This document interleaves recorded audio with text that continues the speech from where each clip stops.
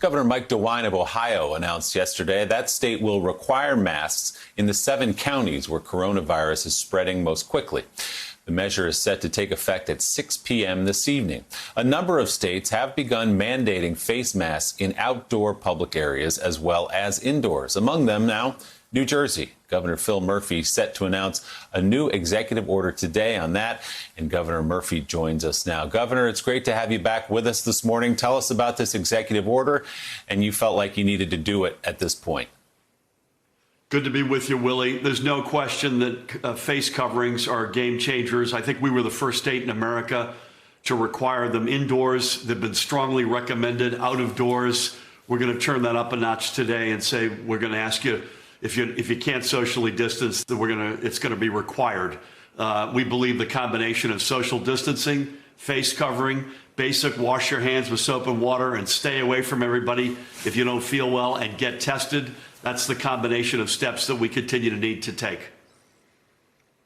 So what does that mean as a practical matter? If I'm walking down the boardwalk in Asbury Park and I don't have a mask on, can an officer write me a ticket, or what's the enforcement like on a mandate? Yeah, I mean, Willie, you know Asbury Park well. If you're there by yourself or with your family, the answer is no. But if you're congregating with a lot of other folks and there's no social distancing, you could get you're going to at least get a warning, if not something stronger. It's harder. Admittedly, this is harder to enforce, which is why it's not a no-brainer. But we have to take this step, particularly given the hot spots that we're seeing elsewhere in the country. We've gone through hell in New Jersey. We've lost over 13,000 people. We've brought our numbers way down. We can't go through that hell again. Governor Murphy, as you know, you've heard from some frustrated people, many of them I've heard from as well, who run restaurants, who believed heading into the 4th of July weekend that they were going to have indoor dining, that they were going to open up their restaurants again. And then a couple of days out, you said, actually, no, I'm looking at these numbers. I don't like what I see. We're going to stop it. They had already hired a bunch of people. They had bought all their food. So what do you say to those small business owners frustrated by this sort of stop and start nature of the policies in New Jersey? Yeah, we've only really done that once, and it was with indoor dining, in fairness. And I have nothing but complete sympathy for those restaurant owners. The fact of the matter is the rates of transmission started to creep up in New Jersey. It's now slightly over 1.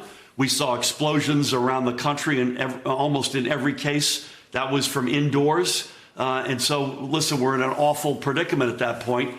We got to save as many lives as we can. It's another reason why we need federal cash assistance to help states be there for small businesses and for restaurants. I also will say this, I'll make a little bit more news later today. We're also going to announce that if you've got a restaurant that can open up 2 sides of your restaurant and you can have 50% of your wall space open, we're going to allow you to have that under that roof, which is a step, another step, hopefully, to help out our restaurants.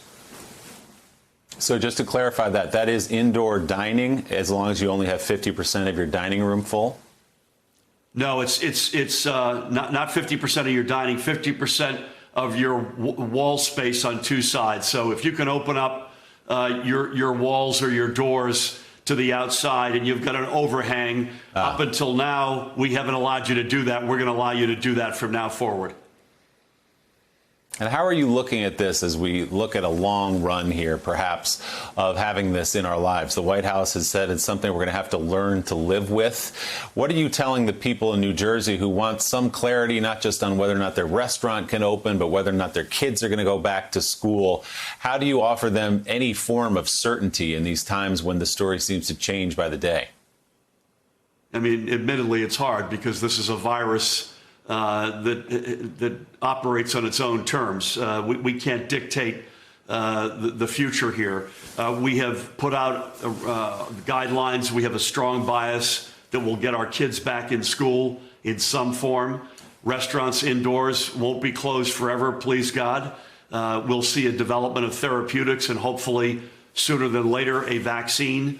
But until then, we're going to be aggressive in taking the steps that we've taken to shutter the state or to hold our place, and we'll be cautious in opening. Again, this is about saving lives at this point, and we believe that public health creates economic health, not the other way around.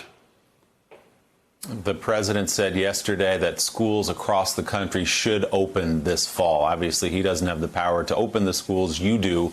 How are you looking at school as we sit here on July the 8th? You've got a month and a half or so before parents are going to want to know if their kids will be in those classrooms.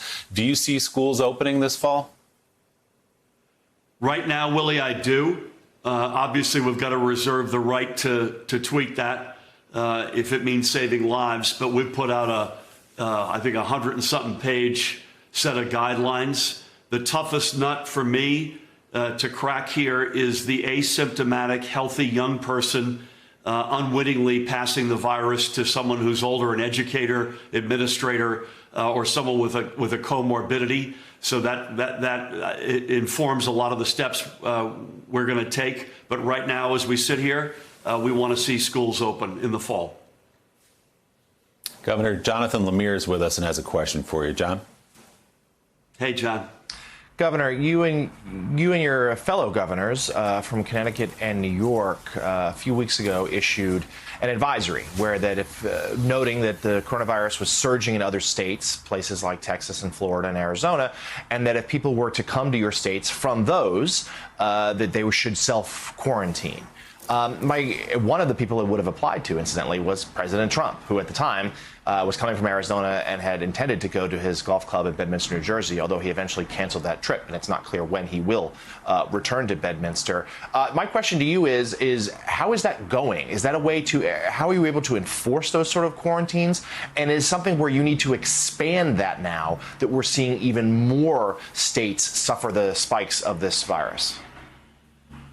Yeah, it's going okay, but it's hard to enforce, admittedly. And so it's a lot of bully pulpit. It's a lot of pleading to personal responsibility for folks to do the right thing. We call it common sense for the common good. In America, you can't constitutionally stop somebody going from one state to another, but it's a big public relations campaign. We update the list of states each week. We just did yesterday. It's now, to your point, John, it's now 19 states. So this is not an insignificant, it's well over half the population in America. We have had some successes. Unfortunately, there were cases related to a wedding in Myrtle Beach. We were able to, through contact tracing, run that down. Hoboken, New Jersey, had a dozen or so cases over the weekend. Again, we were able to trace them down. But it's a concern and it's a challenge, and we're pleading with folks to do the right thing. Governor, before I let you go, as a New Jersey native, I love AC as much as the next guy, driving all the way down from North Jersey, down the turnpike to get there. Why do you say that casinos can be open, but indoor restaurants cannot be open? That doesn't make a lot of sense to some people. Why can people pack a casino and not a restaurant? Yeah, a fair question, but it actually, at the end of the day, I think you'll see that there's a difference here. Number one, huge footprint on a casino floor. Number two, face mask required at all times. There are a whole series of social distancing steps that have been taken, and capacity limitations. Remember, indoor dining or a bar, you've got a very bad data set. That's not to say we won't get there, but you're indoors, lacking ventilation, you're sedentary, close proximity, and by definition, you're taking your mask off to eat or drink. That last piece in particular is not the case in a casino. That's being strictly enforced, and God willing, we'll see good results from this, but believe me, we're monitoring it. Governor Phil Murphy of New Jersey, again, the news this morning is he will issue an executive order mandating masks indoors and outdoors where social distancing is not possible. Governor Murphy, thanks for your time this morning. We appreciate it. Coming up next, the new tell-all book from the president's niece, a psychologist who describes the president as a traumatized narcissist. The claims in the book and the legal fight surrounding its scheduled release ahead on Morning Joe. Thanks for checking out MSNBC on YouTube, and make sure you subscribe to stay up to date on the day's biggest stories. And you can click on any of the videos around us to watch more from Morning Joe and MSNBC. Thanks so much for watching.